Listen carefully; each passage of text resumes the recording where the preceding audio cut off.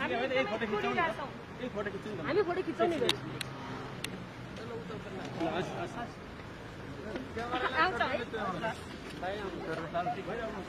अहिले आएर बोलिदिँदा नि होला नि यहीँबाट बोल्नु होइन के भयो हजुरले सिनियर मान्छेले बोल्नु र छलफल चाहिँ केमा केन्द्रित भयो हिजो अब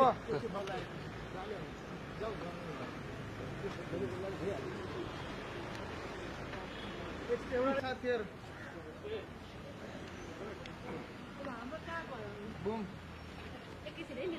हामी यहाँ लाइभ गरिरहेको छौँ।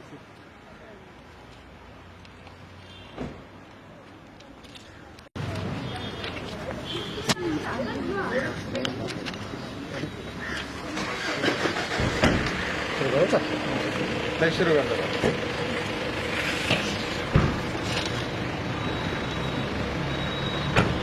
गाडीले ठिक छ जोडा गाडीबाट कडाङ उता गाडी उता है गाडीले जाने पत्रकार साथीहरू आज हामीले हाम्रो पार्टीभित्र उत्पन्न समस्या र अन्तर्विरोधको बारेमा छलफल गरेका छौँ र जसरी केपी शर्मा ओलीजीबाट स्वेच्छाचारी किसिमले पार्टीको विधान पद्धति मिचेर निर्णयको नाममा जे जस्ता क्रियाकलापहरू भइरहेका छन् जे जस्ता कुराहरू बाहिर आएका छन् तत्सम्बन्धमा हाम्रो गम्भीर ध्यान आकर्षित भएको छ तर्फ र सर्वप्रथम भर्खरै जसरी पार्टीको विधान विपरीत 9 राष्ट्रिय महाधिवेशनको मार्गनिर्देशन निर्णय विपरीत केपी शर्मा ओलीजीबाट क्रियाकलाप भएका छन् ती कुराहरूप्रति हामीले विरोध गर्नुपर्छ र नेकपा एमालेका सम्पूर्ण नेता कार्यकर्ता सदस्यहरू शुभेच्छकहरूले 9 राष्ट्रिय महाधिवेशनको विधान सिद्धान्त नीतिको रक्षाको लागि अग्रसर हुनुपर्छ भन्ने मान्यता हामीले राखेका छौँ र यस सम्बन्धमा एउटा संयुक्त वक्तव्य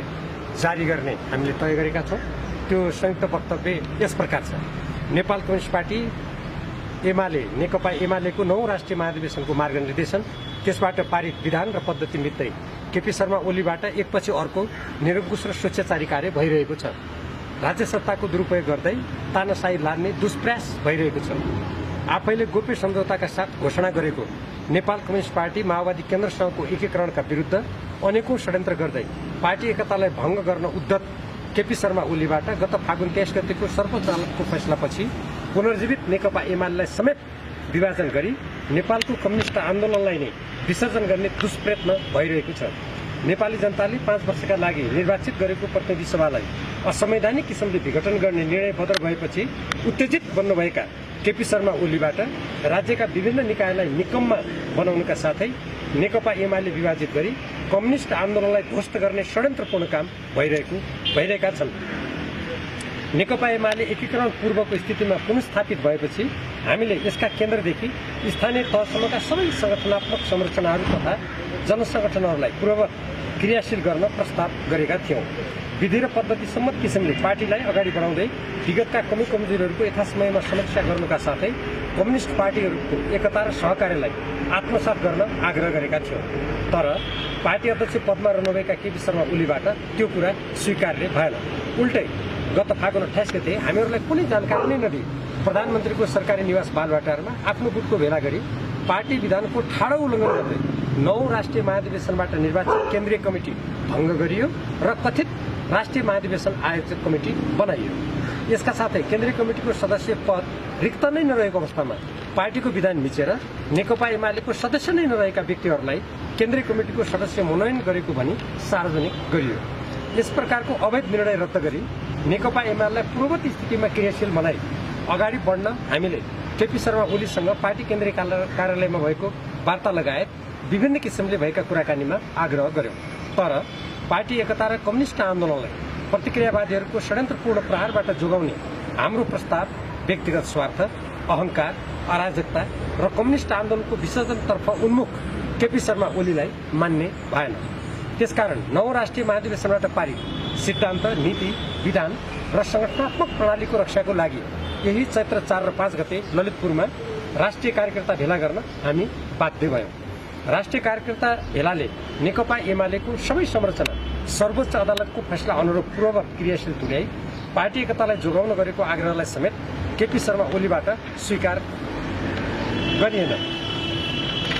प्रधानमन्त्रीको पद र शक्ति प्राप्त भएपछि केपी शर्मा ओलीबाट निरन्तर नेपाल र नेपाली जनताको हितमा आघात पुर्याउने, राष्ट्रिय स्वाधीनता, स्वतन्त्रता, अखण्डता र स्वाभिमानमा आँच पुर्याउने विभिन्न कामहरू भए। भ्रष्टाचार र अनियमित कार्यहरूको चाङ लाग्न थाल्यो। देश र जनताप्रतिको उत्तरदायित्व र सुशासनका सबै मान्यताहरू भत्किन थाले। त्यस्तो नगर्न पार्टीका बैठकहरूमा उहाँलाई पटक पटक सचेत गराइयो, तर नेपालको स्वाभिमानमा धक्का लाग्ने गरी बाह्य शक्तिसँग साँठगाँठ गर्दै केपी ओलीबाट देश, जनता र कम्युनिस्ट पार्टीलाई कमजोर तुल्याउने काम जारी रह्यो। यस्तो कार्यका विरुद्ध आवाज उठाउनु 2006 सालदेखि नै देशभक्तिको झण्डा उठाउँदै आएको कम्युनिस्ट पार्टीका सबै इमान्दार सदस्यहरूको कर्तव्य हुन्थ्यो। हामी त्यही कर्तव्य पूरा गर्न अग्रसर भयौँ। सत्ता, शक्ति र स्रोतको उन्मादले ग्रसित केपी शर्मा ओलीद्वारा पार्टी विभाजनको रेखालाई फ्राकिलो बनाउने दुराशयबाट 9 राष्ट्रिय महाधिवेशनद्वारा निर्वाचित वरिष्ठ नेता कमरेड माधव कुमार नेपाल, उपाध्यक्ष कमरेड भीम रावल, उपमहासचिव कमरेड घनश्याम भूषाल र थाई कमिटीका सदस्य कमरेड सुरेन्द्र पाण्डेलाई अनेक झुटा आरोप लगाउँदै कथित स्पष्टीकरण सोधियो। त्यो उहाँको पार्टीभित्र अन्तर्द्वन्द्व चर्काउने दुराशयको हिस्सा थियो। अझ अघि बढेर उहाँबाट यही चैत्र 16 गते वरिष्ठ नेता कमरेड माधव कुमार नेपाल र उपाध्यक्ष कमरेड भीम रावललाई विभिन्न झुटा लान्छना लगाउँदै 6 महिनाका लागि पार्टी सदस्यबाट निलम्बन गर्ने पार्टीको विधान विपरीत स्वेच्छाचारी कार्य भएको छ। यस्तो कार्य पार्टीभित्र विचार र संगठनको सम्बन्धमा छलफल र बहसको ढोका बन्द गरी नेकपा एमालेलाई विभाजन गर्दै छिन्न भिन्न गर्ने दुराशयकै परिणाम हो। यस्तो पार्टी विधान, पद्धति र मान्यता विपरीतको कार्यको हामी भत्सना गर्दछौँ। केपी शर्मा ओलीबाट भएका उक्त प्रकारका देश, जनता र पार्टीको हित विपरीतका क्रियाकलापको विरुद्ध तथा पार्टीको क्रान्तिकारी सिद्धान्त र विचारको पक्षमा दृढतापूर्वक एकताबद्ध रूपमा संगठित भई देशव्यापी रूपमा सक्रिय हुन हामी नेकपा एमालेका सम्पूर्ण इमान्दार, देश, जनता र पार्टीको हितप्रति प्रतिबद्ध नेता, कार्यकर्ता, सदस्य र शुभेच्छुकहरूमा हार्दिक आह्वान गर्दछौँ। झलनाथ खनाल, वरिष्ठ नेता केन्द्रीय कमिटी, माधव कुमार नेपाल, वरिष्ठ नेता केन्द्रीय कमिटी, युवराज गिवाली, उपाध्यक्ष केन्द्रीय कमिटी, अष्टलक्ष्मी साक्य, उपाध्यक्ष केन्द्रीय कमिटी, भीम रावल, उपाध्यक्ष केन्द्रीय कमिटी, घनश्याम भूषाल, उपमहासचिव केन्द्रीय कमिटी, भीमाचार्य, सचिव केन्द्रीय कमिटी, गोकर्ण विष्ट, सचिव केन्द्रीय कमिटी, योगेश भट्टराई, सचिव केन्द्रीय कमिटी, मुकुन्द नेउपाने, सदस्य स्थायी कमिटी, सुरेन्द्र पाण्डे, सदस्य स्थायी कमिटी। आज गरेको कुरा यही नै हो। धन्यवाद। एउटा कुरा अलिकति प्रश्न पारिदिनु, जस्तो यो त्यतिका कुराहरू बाहिर आइसकेको छ, आगामी दिनमा यो अब कार्यकर्ता उतार्ने हो कि सङ्गठनहरूलाई निउताएर अब समानान्तर कमिटीहरू पनि गठन भइरहेका छन्, यसरी नै अगाडि बढ्ने हो कि केही थप रणनीति आज तय गर्नु? ठ्याक्कै यहाँको मार्गचित्र अबको के हुने भन्ने नै आएला कि पार्टी विभाजन गरेर जाने कि त्यही हिमालयभित्रै सङ्घर्ष गर्ने के हो? अलिकति प्रश्न भनिदिनु प्रश्न आएन जस्तो लाग्यो। तपाईँहरूले संयुक्त वक्तव्यमा सुनिसक्नुभयो। हामीले नेकपा एमालेको 9 राष्ट्रिय महाधिवेशनको सिद्धान्त, नीति, विधान र यसका मान्यताहरूलाई संरक्षण गर्नको लागि, रक्षा गर्नको लागि पार्टीका सम्पूर्ण नेता कार्यकर्ताहरूलाई एकताबद्ध भएर सङ्गठित रूपमा अगाडि बढ्न हामीले आह्वान गरिसक्यौँ। सङ्गठित हुन आह्वानको अर्थ के हो त भने हाम्रा जति पनि राष्ट्रिय महाधिवेशनपछि बनेका जति पनि संरचनाहरू थिए ती संरचनाहरूलाई यथावत रूपमा क्रियाशील बनाउने।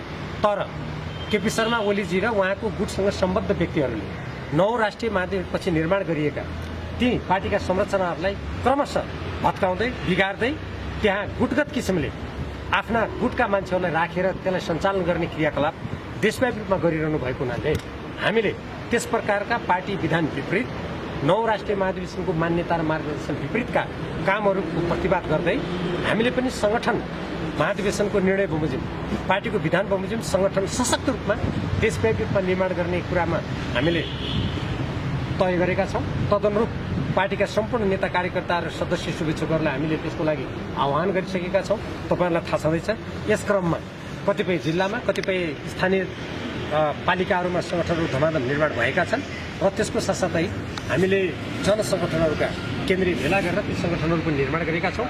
यसरी हामी पहिलो चरणमा नेकपा एमालेको सिद्धान्त, नीति, सङ्गठनको रक्षाको लागि पाइला चाल्छौँ र पार्टी विभाजन गर्ने र त्यहाँ गुटबन्दी गर्ने र यो पार्टीलाई सिद्ध्याउन दिशातर्फ अग्रसर हुने काम केपी शर्मा ओलीजी र उहाँलाई समर्थन गर्ने मानिसहरूबाट भइरहेको हुनाले अब उहाँले भोलि पार्टी विभाजन गर्नुभएछ भने हामी त्यति बेला सकारात्मक रूपमा पनि अगाडि बढ्छौँ। अब तीव्र रूपमा समानान्तर कमिटीहरू बन्ने क्रम अगाडि गर्छ। यो समानान्तर कमिटी होइन, यो नेकपा एमाले पार्टी सर्वोच्च अदालतको फैसला बमोजिम पूर्ववत फर्केको हुनाले हामी पूर्ववत यसका सम्पूर्ण सङ्गठनात्मक संरचनाहरूलाई क्रियाशील तुल्याएर अगाडि बढ्छौँ। दुईटै पछि एउटा प्रश्नको उत्तर